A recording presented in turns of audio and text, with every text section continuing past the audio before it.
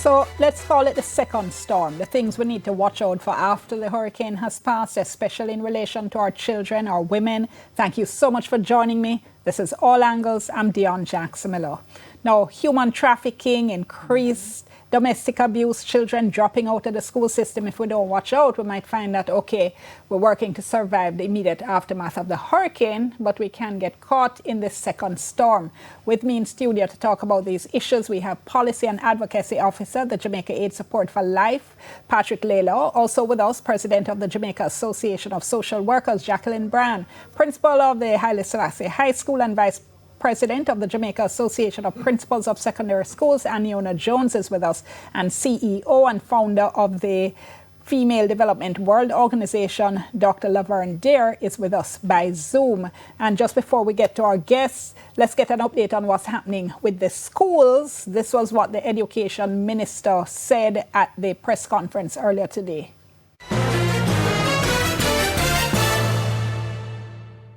We got approval at Cabinet for funding to repair the most badly damaged schools. And so we're starting the work, and the ministry and the National Education Trust, we're moving as quick as we can. And we've already started work on 3 schools, Monroe and Hampton, and also St. Elizabeth Technical High Schools. So those 3 schools work have already started.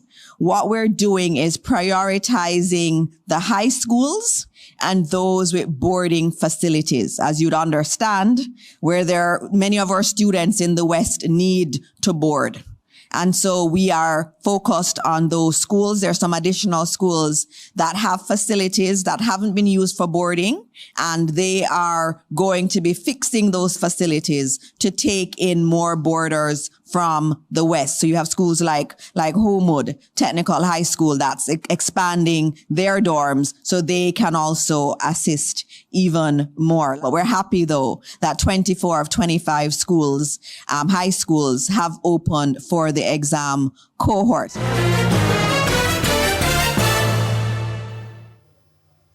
And one of the reasons that started with that was because it's precisely having children out of school that helps to create some of the danger conditions. Going to start on Zoom with Dr. Dare, because you're particularly concerned about what you say is the potential for human trafficking, and the data and all the research across the world shows that these are things that increase after a natural disaster. Dr. Dare, tell us what's your concern.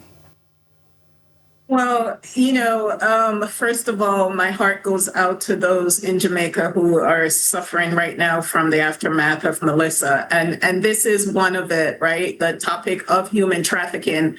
And I know with everyone focused on the recovery phase, they're not really thinking of the safety of our children and all the ill wills that these disaster brings, such as trafficking.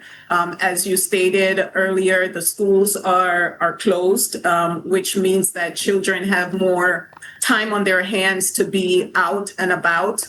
The safety net that was there before has been affected through the storm. So my concern was just to raise the alarm and let everyone know that, listen, this is something that we should be thinking about, not get too consumed. Have parents be knowing the whereabouts of their children and knowing that their children could be at harm, and the community to get back to that village of where they're looking out for the children that are misplaced and don't have a steady place to go throughout the daytime. So I wanted to bring this to everyone, to the forefront of everyone's attention.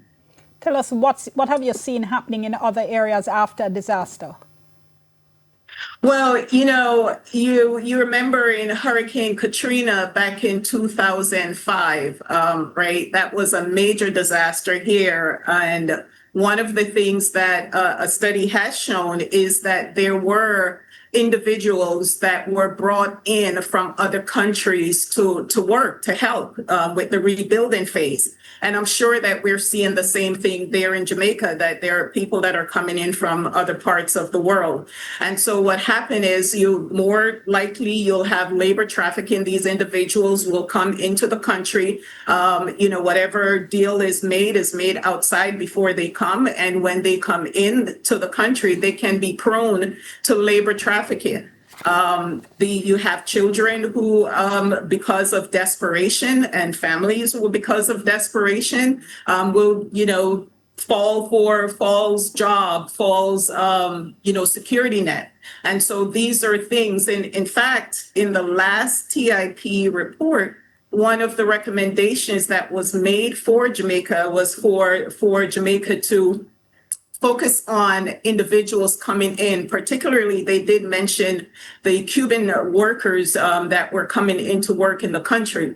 And so because individuals come in to help in the recovery state, we want to make sure that people know that there could be trafficking, because it has proven that these individuals could get caught up into labor trafficking. They come, their passports, their papers are taken. They have worked for a little bit of nothing. And of course, children being kidnapped and being promised to go to another place to work for income. When they reach there, just the same, their documentations are taken from them. All right, TIP report meaning trafficking in persons, and I'm getting the reactions from my guests around the desk, and we'll pick up with them when we come back after the break. Remember our WhatsApp line, 876-254-0693. We'll soon come.